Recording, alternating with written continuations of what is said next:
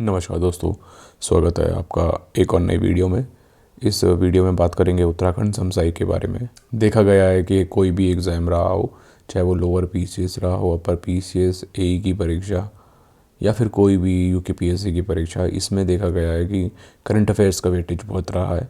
तो इस वीडियो से हम करंट अफेयर शुरू करते हैं।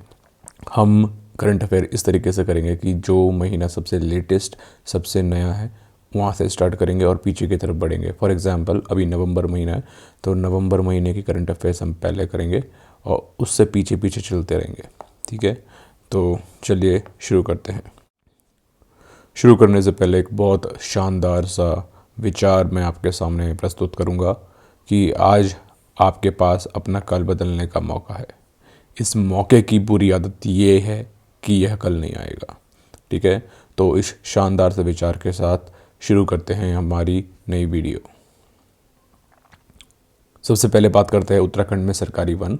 उत्तराखंड में सरकारी वनों की नींव वर्ष 1826 में कमिश्नर ट्रेल द्वारा सरकार उपयोग हेतु थापला भूमि को आरक्षित करने हेतु रखी गई थी। सर्वप्रथम यहाँ पर साल के वृक्ष को काटने हेतु प्रतिबंध लगाया गया था।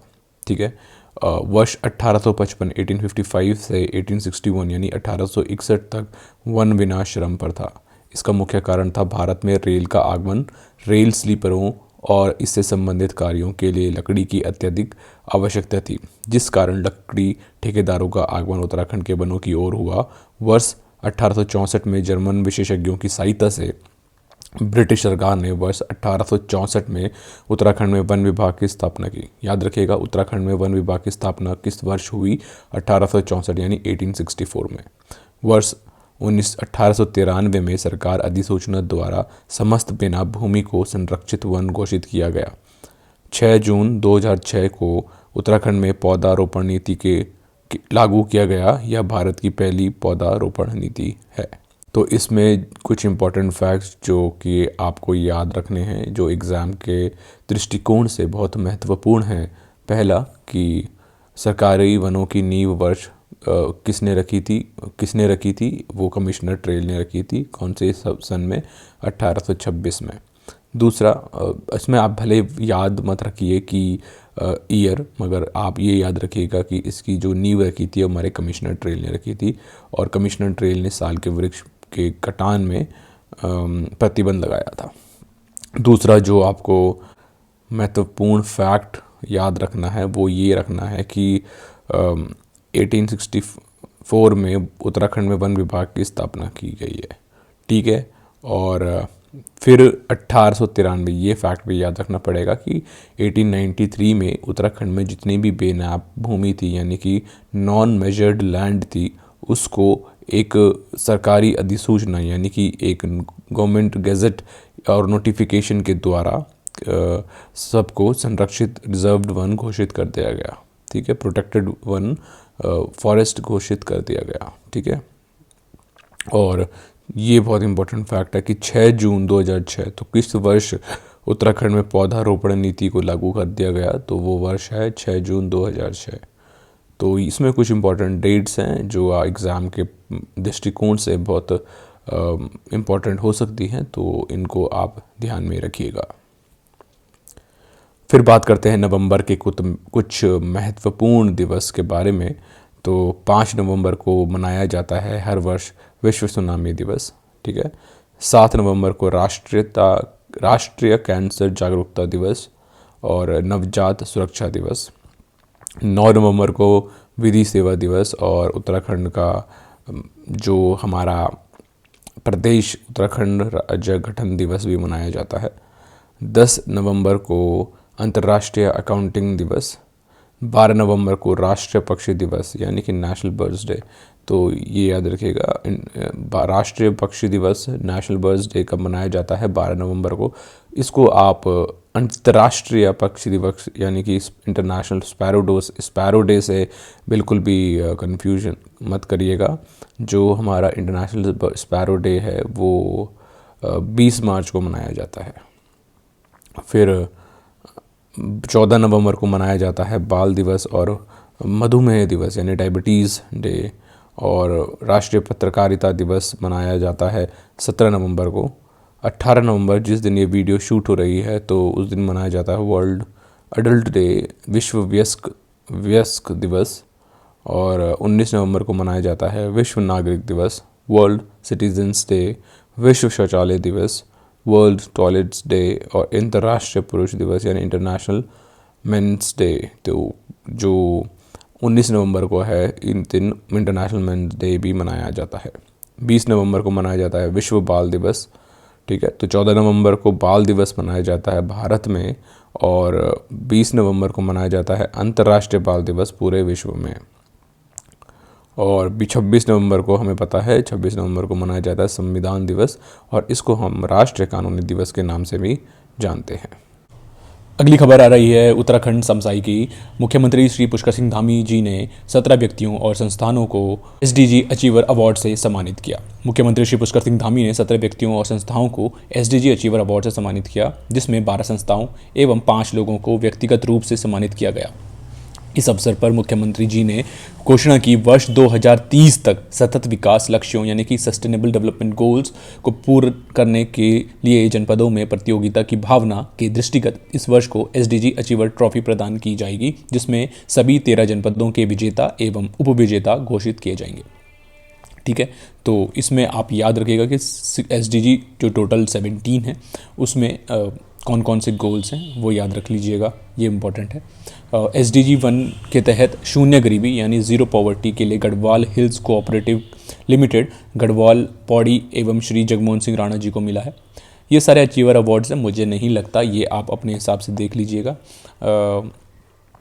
और वीडियो को पॉज करिएगा, इस सारे एक बार नाम पढ़ लीजिएगा, बस जस्ट टेक अ ग्लैंस। मुझे नहीं लगता ये इंपॉर्टेंट है, आप बस ये याद रखिएगा कि एसडीजी 17 गोल्स क्या क्या है। फिर उत्तराखंड के 2 खिलाड़ी राष्ट्रीय पैरा गेम में शामिल। चीन के 16 अक्टूबर से शुरू हुई पैरा एशियन गेम 2022 के लिए भारतीय टीम के उत्तराखंड के 2 खिलाड़ियों का चयन हुआ है, जिसमें उधम सिंह नगर के काली नगर निवासी नीलिमा रॉय और हल्द्वानी निवासी निर्मला मेहता शामिल हैं। ऑलराउंडर खिलाड़ी नीलिमा रॉय का चयन लॉन बॉल, थ्रो बॉल, तैराकी और अन्य पैरा खेलों के लिए हुआ है। तीलू रौतेली अवार्ड से सम्मानित नीलिमा रॉय वर्तमान में भारतीय महिला पैरा थ्रो बॉल की कप्तान हैं। उन्होंने विभिन्न स्पर्धाओं में 22 पदक जीते हैं। World book of record Chholiya और छोड़ा लोक नृत्य। प्रधानमंत्री नरेंद्र मोदी के उत्तराखंड के कुमाऊं दौरे के दौरान छोलिया और छोड़ा लोक नृत्य के ढोल दमाऊं लोकवाद्यों के साथ की गई प्रस्तुति को वर्ल्ड बुक ऑफ रिकॉर्ड में जगह मिली है। संस्कृति विभाग की ओर से आयोजित इस अनोखे आयोजन में प्रदेश के 3000 लोक कलाकारों ने अपनी पारंपरिक वेशभूषा व लोकगीतों के साथ हिस्सा लिया था। पिथौरागढ़ के सुदूरवर्ती अंचलों से छोलिया एवं छोड़ा नृत्य दल के इन कलाकारों की प्रस्तुति से विश्व का ध्यान राज्य की ऐतिहासिक और समृद्धशाली लोक सांस्कृतिक विरासत की ओर गया है। इस आयोजन के दौरान पारंपरिक लोक वाद्यों जैसे तुन, रणसिंगा लिए कलाकार आकर्षक लग रहे थे। तो इसी के साथ आप ये भी ज़रूर पढ़िएगा, आप कमेंट में ज़रूर बताइएगा कि और कौन कौन से हमारे लोक वाद्य हैं और वो कहाँ से बिलोंग करते हैं, कौन से जनपद से वो आते हैं, कमेंट बॉक्स में ज़रूर लिखेगा। चमोली स्थित सिखों के प्रसिद्ध तीर्थ स्थल हेमकुंड साहिब के कपाट शीतकाल के लिए बंद हुए। तीर्थ यात्रा के समापन के उपलक्ष्य में सुखासन स्थान पर गुरु साहिब जी के स्वरूप को पंच प्यारों की अगुवाई में बैंड बाजा की धुन पर धूमधाम से सजाया गया। इस दौरान बड़ी संख्या में श्रद्धालु मौजूद थे। फिर अगली खबर आ रही है गोविंद बल्लभ पंत जयंती। उत्तराखंड में 10 सितंबर को भारत रत्न पंडित गोविंद बल्लभ पंत जी की 136वीं जयंती पर विभिन्न कार्यक्रम आयोजित कर उन्हें श्रद्धांजलि दी गई। ठीक है, एक दूसरी इंपॉर्टेंट न्यूज़ है, मुख्यमंत्री पुष्कर सिंह धामी ने नई दिल्ली स्थित उत्तराखंड सदन में उन्हें श्रद्धांजलि दी। गोविंद बल्लभ पंत एक महान स्वतंत्रता संग्राम सेनानी, देशभक्त, समाजसेवी और कुशल प्रशासक थे। हिंदी को राजभाषा के स्वरूप में प्रतिष्ठित कराने और उत्तर प्रदेश के प्रथम मुख्यमंत्री और देश के गृह मंत्री रहते हुए आधुनिक भारत के निर्माण में भी गोविंद बल्लभ पंत की महत्वपूर्ण भूमिका रही। ठीक है, फिर कंप्यूटर ऑन व्हील्स। मुख्यमंत्री पुष्कर सिंह धामी जी ने हाल ही में देहरादून से कंप्यूटर ऑन व्हील्स वाहन को हरी झंडी दिखाकर रवाना किया। यह वाहन बच्चों को इंटरनेट और अन्य सुविधाएं उपलब्ध कराएगा। यह वाहन बच्चों को इंटरनेट और अन्य सुविधाओं से उपलब्ध कराएगा। मुख्यमंत्री ने कहा कि इंटरनेट और अन्य सुविधाओं के अभाव वाले बच्चों के लिए सरकार ने कंप्यूटर ऑन व्हील्स कार्यक्रम शुरू किया है। इससे बच्चों को नवाचार, तकनीक और शोध के बारे में जानकारी मिलेगी और इससे वे प्रेरित भी होंगे। अगली खबर आ रही है उत्तराखंड में आयुष्मान भवा। प्रधानमंत्री मोदी जी ने अपने जन्मदिन यानी 17 दिसंबर को उत्तराखंड में आयुष्मान भवा और सेवा पखवाड़े के रूप में मनाया गया। इसके तहत प्रदेश के विभिन्न क्षेत्रों में 74 स्थानों पर रक्तदान शिविर लगाए गए। तो ये सारा इंपॉर्टेंट न्यूज़ है।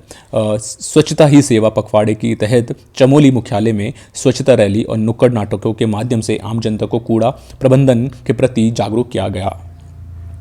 उत्तराखंड में पीएम विश्वकर्मा योजना की शुरुआत होने पर देहरादून के गढ़ी कैंट स्थित हिमालयन संस्कृति केंद्र में कार्यक्रम का आयोजन किया गया। कार्यक्रम में केंद्रीय पंचायती राज राज्य मंत्री कपिल मारेश्वर पाटिल ने बतौर मुख्य अतिथि भाग लिया। इस कार्यक्रम में प्रदेश के विभिन्न हिस्सों से शिल्पकार और कारीगरों पहुंचे थे। ठीक है। इस योजना के तहत विश्वकर्मा साथियों को प्रशिक्षण के दौरान 500 रुपये दैनिक भत्ता सरकार की तरफ से दिया जाएगा। साथ ही टूल किट की भी खरीदारी के लिए 15,000 रुपये का वाउचर भी मिलेगा। इस राष्ट्रीय रिवर राफ्टिंग प्रतियोगिता उत्तराखंड में साहसी पर्यटन को बढ़ावा देने के लिए उद्देश्य से चंपावत जिले में भारत नेपाल सीमा के मध्य स्थित महाकाली नदी पर पहली बार राष्ट्रीय स्तर की रिवर राफ्टिंग प्रतियोगिता का आयोजन किया। तो याद रखिएगा, राष्ट्रीय स्तर की जो ये नेशनल लेवल की एक रिवर राफ्टिंग कंपटीशन का एक हमने आयोजन किया है। ये महाकाली नदी पे किया है और भारत नेपाल सीमा पे किया है। ठीक है। यह 3 दिवसीय रिवर राफ्टिंग प्रतियोगिता 27 और 29 दिसंबर तक आयोजित की गई। इस प्रतियोगिता में देश भर से 20 टीमों के 1050 से अधिक प्रतिभागियों ने भाग लिया, जिसमें भारतीय सेना, SSB, ITBP, BSF, Jammu Kashmir, Himachal Pradesh, Kumaon और गढ़वाल मंडल विकास निगम और पड़ोसी देश नेपाल शामिल हैं। चंपावत के चुका गांव में राष्ट्रीय एंगलिंग यानी कि मत्स्य आखेट प्रतियोगिता का भी आयोजन किया गया। जनकताल की ट्रैकिंग। जनकताल उत्तराखंड के उत्तरकाशी गंगोत्री के समीप जिले में स्थित है। तो याद रखिएगा, जनकताल कहाँ स्थित है? जनकताल हमारे उत्तरकाशी जिले में स्थित है। जनकताल नीले पानी की शांत झील है जिसका ट्रैक बहुत ही आकर्षक है। जनकताल करीब 4 हेक्टेयर में फैला हुआ है। तो ये जो खबर आ रही है इसमें आपसे ये पूछा जा सकता है कि जनकताल जो ये ताल है, ये लेक है, कहाँ है? ओके, फिर आगे बढ़ते हैं। जनकताल को खोलने की तैयारी। वाइब्रेंट विलेज योजना के तहत केंद्र सरकार सीमांत गांवों को दोबारा आबाद करने पर कार्य कर रही है। इस योजना के तहत ही वर्ष 1962 के भारत चीन युद्ध में खाली हो चुके नेलांग और जादुंग गांवों को भी विकसित करने की योजना है। छोटा लद्दाख कहे जाने वाले इस क्षेत्र में पर्यटन और ट्रैकिंग की अपार संभावनाएं हैं। तो इसे छोटा क्या बोलते हैं? छोटा लद्दाख। अब अगली खबर आ रही है संगीत नाटक पुरस्कार। उपराष्ट्रपति जगदीप धनखड़ ने हाल ही में नई दिल्ली में उत्तराखंड सहित देश भर के 84 कलाकारों को संगीत नाटक अकादमी यानी कि संगीत नाटक अकादमी अमृत पुरस्कार प्रदान किए। इसमें प्रदेश के 4 वयोवृद्ध लोक कलाकार भैरव दत्त तिवारी, जगदीश ढोंडियाल, नारायण सिंह बिष्ट और जुगल किशोर पेटशाली भी शामिल हैं। तो क्वेश्चन पूछा जा सकता है कि नारायण सिंह बिष्ट का संबंध किससे है? तो ये क्या है? हमारे लोक कलाकार। ऐसे ही जगदीश ढोंडियाल भी हमारे लोक कलाकार हैं, भैरव दत्त तिवारी और जुगल किशोर पेटशाली भी हमारे इनको संगीत नाटक पुरस्कार से सम्मानित किया गया और ये हमारे लोक कलाकार हैं। अब आ रही है अगली खबर। नैनीताल जिला प्रथम संविधान साक्षर कैंट। ये बहुत इंपॉर्टेंट न्यूज़ है। नैनीताल जिले को देश का पहला संविधान साक्षर कैंट घोषित किया गया। नैनीताल कैंट प्रशासन ने संविधान के प्रति आम जनमानस की जानकारी का पता लगाने के लिए पिछले माह छावनी क्षेत्र में सर्वे कराया। सर्वे में संविधान के प्रति 12% मात्र ही लोग जागरूक मिले। इसको देखते हुए कैंट प्रशासन ने दास्ताने संविधान कार्यक्रम के तहत लोगों को संविधान उसमें प्रदत्त अधिकारियों कर्तव्यों के बारे में जागरूक किया। इस अभियान के परिणाम स्वरूप नैनीताल कैंट को पूर्ण संविधान साक्षर कैंट का दर्जा हासिल हो गया है। देखिए कहाँ से कहाँ पहुँच गए। पहले सिर्फ 12% लोगों को ही संविधान के बारे में पता था वहाँ की छावनी में। अब आज की डेट में उनको ये मिल चुका है ये दर्जा कि वो पहला संविधान साक्षर कैंट बोर्ड बन चुका है। तो देखिए कितनी बड़ी उपलब्धि है ये। अब अगली जो इंपॉर्टेंट न्यूज़ आ रही है विश्व ओजोन दिवस। विश्व ओजोन दिवस हर साल कब मनाया जाता है? 16 सितंबर को। इसमें कार्यक्रम के ओजोन परत को प्रभावित करने वाले विभिन्न कारकों और ओजोन क्षयकारी पदार्थों के बारे में जानकारी दी गई। इस अवसर पर बांज और सदाबहार पौधों का रोपण किया गया। तो याद रखिएगा ये हमारा विश्व ओजोन दिवस हर साल 16 सितंबर को मनाया जाता है। इससे संबंधित एक और फैक्ट याद रख लीजिए कि इसको जो नापने की जो मेजरमेंट यूनिट है वो है डॉप्सन, ठीक है, डॉप्सन यूनिट है हमारी टू मेजर द थिकनेस और the depth of, to measure the thickness of the ozone layer, right. फिर आई स्वच्छता सेवा पखवाड़ा 2023। मुख्यमंत्री पुष्कर सिंह धामी ने 18 सितंबर को देहरादून में स्वच्छता सेवा पखवाड़ा 2023 का शुभारंभ किया। इस मौके पर आयोजित कार्यक्रम में मुख्यमंत्री ने कहा कि स्वच्छता बनाए रखने के लिए स्वच्छता दूतों की भूमिका महत्वपूर्ण है। उन्होंने कहा कि प्रधानमंत्री नरेंद्र मोदी के नेतृत्व में चल रहे स्वच्छ भारत मिशन की वजह से देश स्वच्छता के प्रति पुनः जागृत हुआ है, ठीक है। तो स्वच्छता ही पखवाड़ा कौन से महीने में, कौन से माह में आयोजित किया गया, तो ये याद रखिएगा सितंबर माह में। बस इसमें इंपॉर्टेंट बस यही था 18 सितंबर। जैविक खेती आउटलेट। उत्तराखंड में जैविक खेती को बढ़ावा देने के लिए भारत सरकार के सहयोग से राज्य में 11 जिलों में राष्ट्रीय प्राकृतिक कृषि मिशन शुरू किया गया। मिशन के लिए भारत सरकार ने 7,96,42,000 रुपये की स्वीकृति दी। इस क्रम में हरिद्वार जिले में प्रथम जैविक आउटलेट का उद्घाटन किया गया। तो इम्पोर्टेंट जो है ये फैक्ट यही है कि पहला ऑर्गेनिक आउटलेट प्रदेश में कहाँ खोला गया है, तो वो खोला गया है हमारे हरिद्वार जिले में, राइट। परंपरागत कृषि विकास योजना, नमामि गंगे और राष्ट्रीय कृषि विकास योजना के तहत राज्य में कुल 2,30,000 हेक्टेयर क्षेत्रफल भूमि में 4,47,000 किसान काम कर रहे हैं, ठीक है। तो जो ये फैक्ट है ये भी याद रखिएगा कि जो परंपरागत कृषि विकास योजना और जो सारी योजनाएं हैं इसमें कितनी भूमि है, तो राज्य में 2,30,000 हेक्टेयर, 2,30,000 हेक्टेयर, ठीक है। इतनी जो हमारी लैंड है जो कि इस योजना के तहत आती है, और कितने लोग इसमें काम कर रहे हैं, 4,47,000 इतने किसान इसमें काम कर रहे हैं, राइट।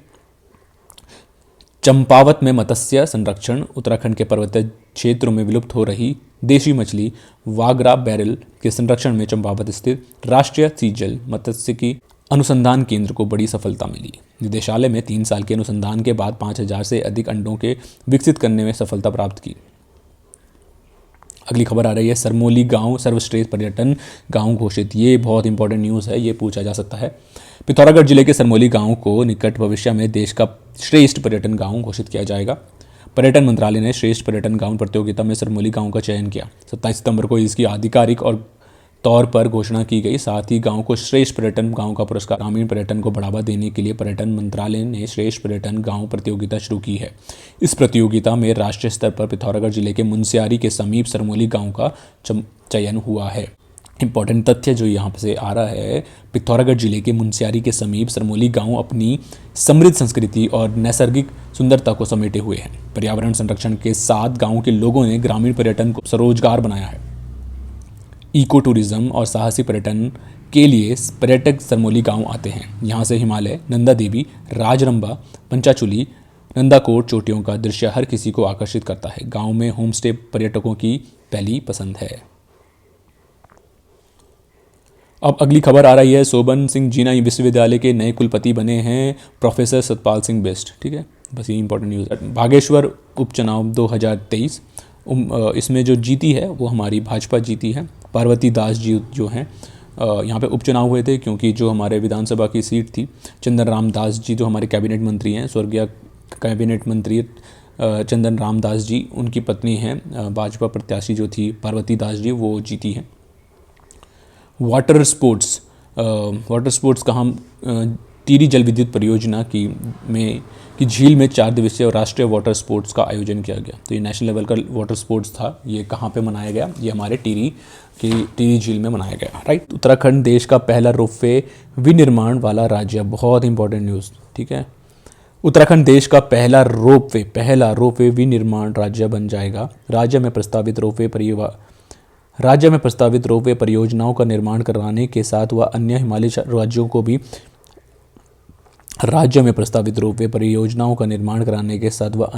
राज्यों को भी रोपवे प्रोजेक्ट के रोपवे में संबंधित स्वदेशी तकनीक व कलपुर्जे उपलब्ध करा सकेगा।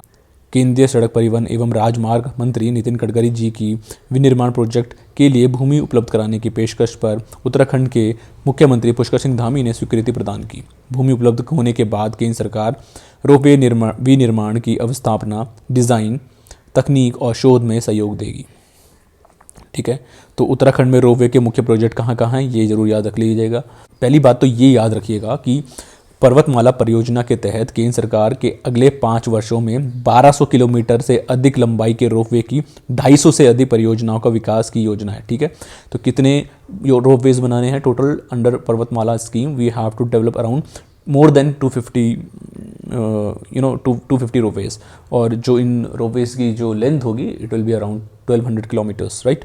तो we have set a target to achieve this, we have set a target to complete this project within 5 years, upcoming 5 years, right?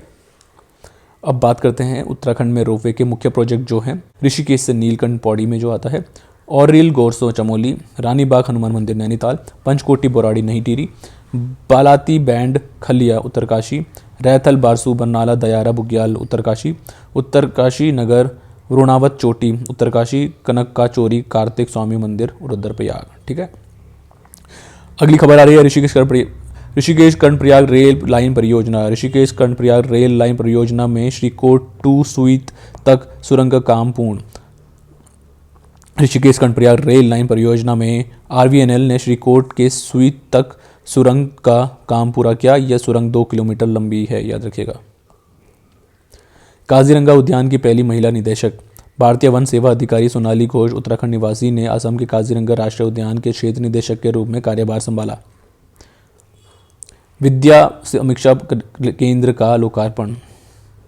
Sanskrit ई संगोष्ठियाँ। उत्तराखंड संस्कृत अकादमी ने 25 सितंबर को संस्कृत मास महोत्सव के उपलक्ष्य में प्रदेश में सभी जिलों में ई संगोष्ठियों का आयोजन किया। माणा में विशेष कार्यक्रम। चमोली जिले में स्थित देश के पहले गांव माणा में आकाशवाणी दिल्ली ने 14 सितंबर को G20 शिखर सम्मेलन की सफलता और मेरी माटी मेरा देश अभियान पर विशेष कार्यक्रम आयोजित किया। SDG goalkeeper award. मुख्यमंत्री पुष्कर सिंह धामी ने पिछले 2 वर्षों से राज्य के सतत विकास में सहयोग करने वाली राष्ट्र की 17 संस्थाओं को SDG गोलकीपर अवार्ड से सम्मानित किया। इस अवसर पर मुख्यमंत्री जी ने कहा कि संयुक्त राष्ट्रीय विकास कार्यक्रम द्वारा देश के विकास निर्धारित लक्ष्यों में से प्रदेश ने 17 लक्ष्यों को 2030 तक पाने का लक्ष्य रखा है और इसके तहत और इसके लिए अलग अलग समितियों का गठन भी किया गया।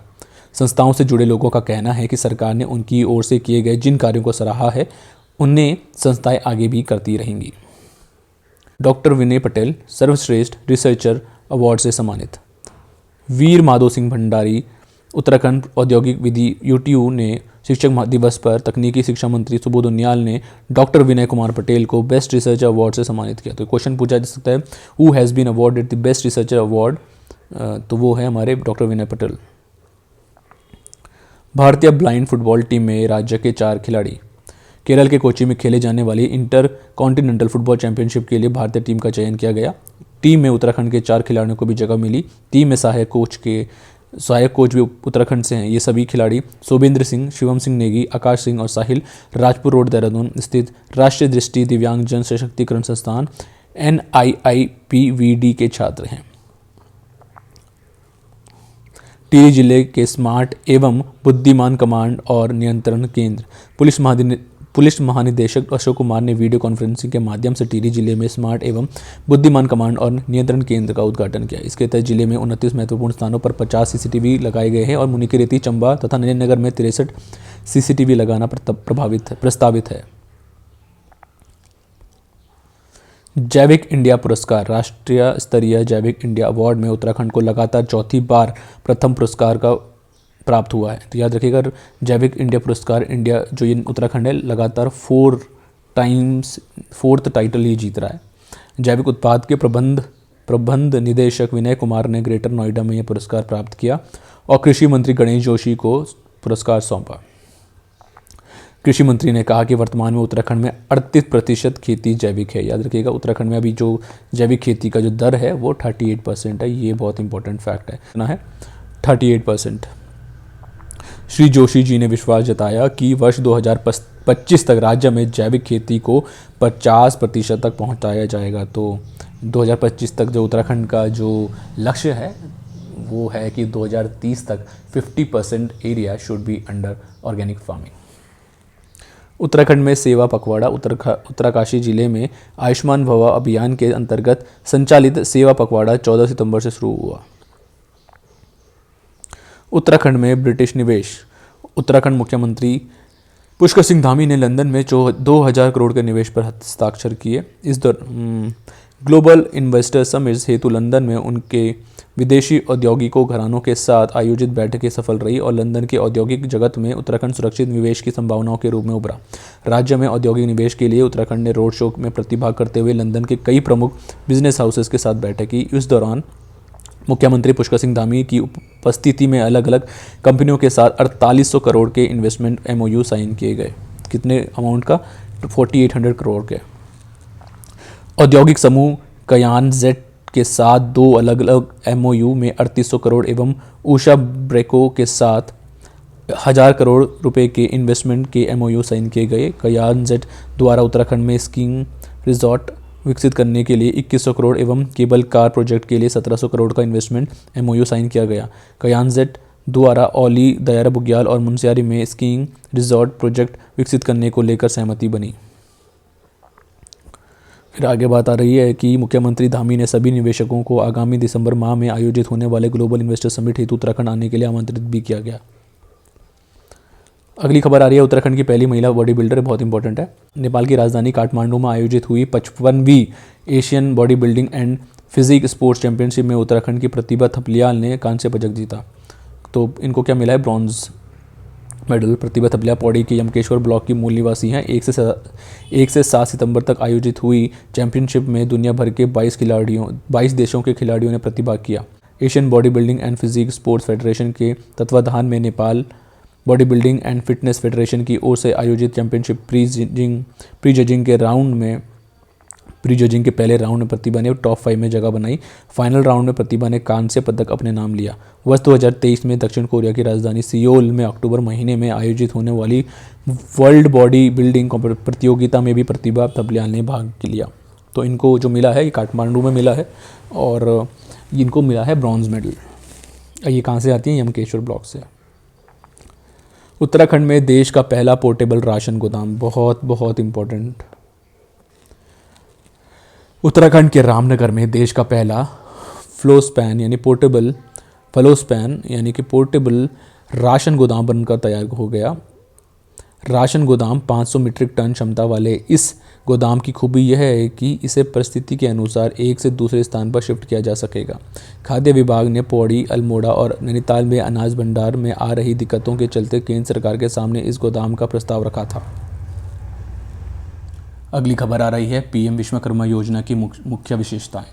प्रधानमंत्री ने 17 सितंबर 2023 को केंद्रीय PM विश्वकर्मा योजना शुरू की, जिसका उद्देश्य अपने हाथों और औजारों की मदद से काम करने वाले कारीगरों और शिल्पकारों को शुरू से अंत तक सहायता प्रदान करना है। इस योजना में 18 व्यवसायों जैसे बढ़ई, नाम निर्माता, हथियार निर्माता, लोहार, हथौड़ा और टूल किट निर्माता, ताला बनाने वाला, सोनार, कुम्हार, मूर्तिकार, पत्थर तराशने वाला, पत्थर तोड़ने वाला, मोती, जूता कारीगर, राजमिस्त्री, टोकरी, चटाई, झाड़ू निर्माता, कायर बुनकर, कॉयर होता है जो हमारा जूट से बनता है नारियल के खोपे से, गुड़िया और खिलौना निर्माता, पारंपरिक, नाई, माला बनाने वाला, धोबी, दर्जी और मछली पकड़ने का जाल निर्माण में लगे कारीगरों और शिल्पकारों को शामिल किया गया है।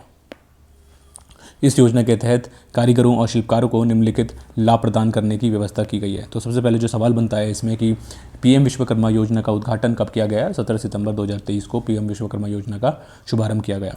इसकी पहचान ये है कि PM विश्वकर्मा प्रमाण पत्र और ID कार्ड के माध्यम से कारीगरों और शिल्पकारों की पहचान हो जाएगी।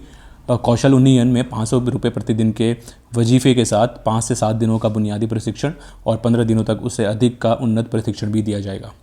टूल किट प्रोत्साहन यानी कि टूल किट दी जाएगी। बुनियादी कौशल प्रशिक्षण की शुरुआत में ई-वाउचर के रूप में 15,000 रुपये तक का टूल किट प्रोत्साहन योजना है। कर्ज सहायता बिना कुछ गिरवी रखे उद्यम विकास ऋण के रूप में 3 लाख रुपए तक का ऋण 1 लाख और 2 लाख रुपए के 2 किश्तों में क्रमशः 18 महीने और 30 महीने के अवधि के लिए 5% निर्धारित रियायती ब्याज दर पर भारत सरकार द्वारा 8% की सीमा तक छूट के साथ प्रदान किया जाएगा। जिन लाभार्थियों ने बुनियादी प्रशिक्षण पूरा कर लिया है वे 1 लाख रुपए तक की ऋण सहायता की पहली किस्त का लाभ उठाने के पात्र होंगे। तो याद रखिएगा, ये बहुत टेक्निकल पॉइंट है कि जिन लाभार्थियों ने, जो बेनिफिशियरी 1 साल का अपना ट्रेनिंग कंप्लीट कर लेंगे, उनको पहली किस्त का लाभ उठाने के वो ही हम पात्र होंगे। दूसरा ऋण किस्त उन लाभार्थियों के लिए उपलब्ध होगी जिन्होंने पहली किस्त का लाभ उठाया है और एक मानक ऋण खाता बनाए रखा है। और अपने व्यवसाय में डिजिटल लेन देन को अपनाया है या उन्नत प्रशिक्षण प्राप्त किया है। इसमें डिजिटल लेन देन के लिए भी प्रोत्साहन दिया गया है। प्रत्येक डिजिटल भुगतान या रसीद के लिए प्रति डिजिटल लेन देन 1 रुपये की राशि के हिसाब से अधिकतम 100 लेन देन मासिक तक लाभार्थी के खाते में जमा किया जाएगा। विपणन सहायता, मुख्य श्रृंखला से जुड़ाव के सुधार के लिए कारीगरों और शिल्पकारों को गुणवत्ता प्रमाणन, ब्रांडिंग, जीएम जैसे ई कॉमर्स प्लेटफॉर्म पर मौजूदगी, विज्ञापन, प्रचार और अन्य विपणन गतिविधियों के रूप में इस विपणन सहायता प्रदान की जाएगी। उपयुक्त लाभों के अलावा यह योजना लाभार्थियों को औपचारिक एमएसएमई परितंत्र के उद्यमियों के रूप में उद्यम असिस्ट प्लेटफॉर्म पर भी शामिल करेगी। लाभार्थियों का नामांकन पीएम विश्वकर्मा पोर्टल पर आधारित बायोमेट्रिक प्रमाणीकरण के साथ सामान्य सेवा केंद्रों के माध्यम से किया जाएगा। लाभार्थियों के नामांकन के बाद 3 चरणों में सत्यापन किया जाएगा, जिसमें ग्राम पंचायत ULB यानी कि अर्बन लोकल बॉडी स्तर पर सत्यापन, सेकंड जिला कार्यान्वयन समिति द्वारा जांच और सिफारिश, और तीसरी स्क्रीनिंग समिति द्वारा अनुमोदन शामिल। अगली खबर जो आ रही है वो है पश्चिमी समुद्री तट पर हाल ही में हुए ऑपरेशन सजग का विवरण। भारतीय तटरक्षक द्वारा तटीय सुरक्षा अभ्यास ऑपरेशन सजग का आयोजन किया गया। ऑपरेशन सजग तटीय सुरक्षा को बढ़ावा देने सभी हितधारकों को शामिल करने के लिए संचालित किया गया ये एक अभ्यास है। इसका आयोजन भारतीय तटरक्षक द्वारा 18 सितंबर 2023 को पश्चिमी समुद्री तट पर किया गया। यह समुद्री अभ्यास तटीय सुरक्षा तंत्र के पुनर्मूल्यांकन की सुविधा प्रदान करता है और समुद्र के मछुआरों के बीच जागरूकता लाता है। इस अभ्यास के दौरान समुद्र में मछली पकड़ने वाले सभी नौकाओं, नावों और छोटे जहाज़ों के आवश्यक दस्तावेजों तथा चालक दल को जारी किए गए पास की व्यापक जांच एवं सत्यापन किया गया। इस अभ्यास में सीमा शुल्क, समुद्री पुलिस, बंदरगाहों और भारतीय नौसेना सहित कुल 118 जहाज़ों में भाग लिया। अभ्यास में तटीय सुरक्षा व्यवस्था को सशक्त करने के उद्देश्य के साथ मछुआरों के लिए बायोमेट्रिक कार्ड जारी करने, प्रत्येक राज्य के अनुसार मछली पकड़ने वाली नौकाओं की रंग कोडिंग, मछली उतारने वाले केंद्रों की व्यवस्था और प्रवेश निकास जांच बिंदुओं पर पूर्ण नियंत्रण व तटीय मानचित्रण जैसे कई उपाय शामिल भी किए गए हैं। अभी हाल ही में न्यूज़ में था, नए महिला आरक्षण बिल से लोकसभा की कुल कितनी सीटें महिलाओं के लिए आरक्षित होंगी। नई महिला आरक्षण बिल से लोकसभा में 1/3 यानी कि 181 सीटें आरक्षित होंगी तथा प्रत्येक राज्य की विधानसभाओं में कुल सीटों की संख्याओं का 1/3 सीटें आरक्षित होंगी। लोकसभा में महिलाओं को आरक्षण देने वाले बिल को नारी शक्ति अभिवंदन अधिनियम नाम दिया गया। यह बिल आरक्षण प्रभावी होने के बाद 15 सालों के लिए लागू होगा। याद रखिएगा कितने सालों के लिए, 15 सालों के लिए लागू होगा। यदि इसे बढ़ाने की जरूरत पड़ी तो दोबारा संसद से अनुमति लेनी होगी। बिल के अनुसार नए परिसीमन के बाद ही इसे लागू किया जाएगा। वर्तमान परिसीमन वर्ष 2026 तक प्रभावी है। वर्ष 2024 आम चुनाव में या 2025 तक होने वाले विधानसभा चुनाव में इसे लागू करने की संभावना कम ही है। तो याद रखिएगा, जो अभी का जो हाल ही में जो अभी चल रहा है ऑनगोइंग हमारा डिलिमिटेशन है, वो कब तक है? 2026 तक। फिर उत्तराखंड राज्य संबंधित यूनिक प्रश्नोत्तरी है कुछ। उत्तराखंड में पार्वती कुंड कहाँ स्थित है? जोलिंगकोंग, पिथौरागढ़। उत्तराखंड में हाल ही में हुई मिनी गढ़देवा प्रतियोगिता किससे संबंधित है? खेलकूद। जागड़ा मेला किस जिले का प्रसिद्ध मेला है? उत्तरकाशी। तथ्य: महासूद देवा धनौल और चालदा महाराज दसऊ का जागड़ा पुरोला और मुर्री क्षेत्र के लोगों का भी मुख्य पर्व है। इस दिन दोनों मंदिरों में काफ़ी अधिक लोगों में मेले में पहुंचते हैं। उत्तराखंड का चंपावत जिला किस वर्ष में अस्तित्व में आया? सन 1997। ये न्यूज़ में था। नंदा देवी उत्सव डोली के 9वें व 10वें पड़ाव का नाम क्या है? बधाण व फल्दिया। राष्ट्रीय शीतल जल मत्स्यिकी अनुसंधान केंद्र कहाँ स्थित है? चंपावत। याद रखिएगा, बहुत इंपॉर्टेंट क्वेश्चन। सुबन सिंह जीना विश्वविद्यालय कहाँ स्थित है? अल्मोड़ा। अगला प्रश्न है, मां नंदा सुनंदा मेला धूमधाम से किस जिले में मनाया जाता है? चंपावत। एक फैक्ट जो इससे निकल के आ रहा है कि चंपावत चंद राजाओं की राजधानी रही जिन्होंने मां नंदा सुनंदा मेले की शुरुआत की थी।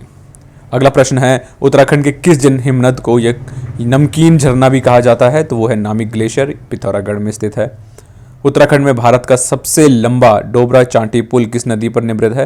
तो ये निर्मित है हमारा भागीरथी नदी टिहरी गढ़वाल में, 440 मीटर लंबा। यानी कि भारत का सबसे लंबा जो पुल है वो डोबरा चांटी पुल कहाँ है? भागीरथी नदी पर। ये प्रश्न पूछा जा सकता है, बिल्कुल याद रखिएगा और इसकी लंबाई भी याद रखिएगा जो कि है 440 मीटर। केदार शब्द का अर्थ क्या है? दलदली भूमि, याद रखिएगा। कौन से क्षेत्र को कुमाऊं का बारदोली कहा जाता है? बहुत बार प्रश्न पूछा गया है, बहुत ही इंपॉर्टेंट सल्ट क्षेत्र। अशोककालीन शिलालेख राज्य के किस स्थान पे है? कालसी से है। कालिदास ने अभिज्ञान शकुंतलम की रचना पौड़ी स्थित कण्वाश्रम में की थी, जो कि किस नदी के तट पर है? मालिनी नदी के तट पर। बहुत ही सिंपल क्वेश्चन। कुमाऊं में गोरखा शासन कब स्थापित हुआ था? 1790। प्रश्न पूछा कई बार जा चुका है। विशेष रूप से किस देवता के से कटारमल मंदिर संबंधित है? तो सूर्य देवता से। किस मुगल शहजादा ने श्रीनगर गढ़वाल में आश्रय लिया था? तो सुलेमान शिको। बहुत प्रश्न, इंपॉर्टेंट प्रश्न, कई बार पूछा जा चुका है कि किस मुगल शहजादे ने श्रीनगर गढ़वाल में आश्रय लिया था? तो वो सुलेमान शिको ने। टिहरी गढ़वाल में ढांढक आंदोलन किससे संबंधित था? मजदूरों से। बहुत इंपॉर्टेंट प्रश्न, ढांढक आंदोलन किससे संबंधित है? मजदूरों से। टिहरी में डोला पालकी है वैसे, डोला पालकी आंदोलन किससे संबंधित था? शिल्पकारों से। कुमाऊं का प्रथम कमिश्नर कौन था? ई गार्डनर। चांदपुर गढ़ कहाँ स्थित है? चमोली में। उत्तराखंड के प्रसिद्ध ऐतिहासिक स्थल गोविशाण की पहचान कहाँ की गई है? काशीपुर में। प्रसिद्ध गुफा शैल चित्र लाखूडियार कहाँ स्थित है? अल्मोड़ा में। ये बहुत इंपॉर्टेंट प्रश्न है कि अल्मोड़ा कांग्रेस की स्थापना किस वर्ष हुई? 1912। कई बार प्रश्न पूछा जा चुका है विभिन्न परीक्षाओं में। अगला प्रश्न है, उत्तराखंड राज्य की स्थापना कब हुई? 9 नवंबर 2000 को। सरला बहन का मूल नाम क्या था? कैथरीन हेलिमन। अगला प्रश्न है, बेकार आंदोलन कब और कहाँ से आरंभ हुआ? तो ये हुआ था 13 से 14 जनवरी 1921 को बागेश्वर से। ठीक है, याद रखिएगा, बेकार आंदोलन 13-14 जनवरी 1921 बागेश्वर। उत्तराखंड का बारदोली किस स्थान स्थल को कहा जाता है? सल्ट को। याद रखिए, कुमाऊं का बारदोली और बारदोली उत्तराखंड का भी सल्ट ही है। अल्मोड़ा में होम रूल लीग की स्थापना कब की गई? बहुत इंपॉर्टेंट प्रश्न, 1914 में अल्मोड़ा में होम रूल लीग की स्थापना की गई। कुमाऊं परिषद की स्थापना कब हुई? 1916 में। याद रखिएगा, इससे पहले जो प्रश्न पूछा था, अल्मोड़ा कांग्रेस की स्थापना किस वर्ष की गई थी? 1912। लोग इसमें कंफ्यूज हो जाते हैं, बल्कि अगर पूछा जाए कि कुमाऊं परिषद यानी कि कुमाऊं काउंसिल की स्थापना की गई तो 1916। तो ये अलग अलग चीज़ें हैं। रवाई कांड कहाँ हुआ था? तिलाड़ी टिहरी में। 1930 में हुआ था ये, याद रखिएगा, मई 1930। अगला प्रश्न है, कुमाऊं का प्रथम स्वाधीनता संग्राम सेनानी किसे माना जाता है? कालू मेहरा। पहले जो हमारे स्वतंत्रता संग्राम सेनानी थे, जिन्होंने कि 1857 की लड़ाई में योगदान दिया था, तो वो कालू मेहरा जी हैं। कांग्रेस के कलकत्ता अधिवेशन यानी कि 1886 में राजा के से कौन उपस्थित हुए थे? ज्वालादत्त जोशी। याद रखिएगा।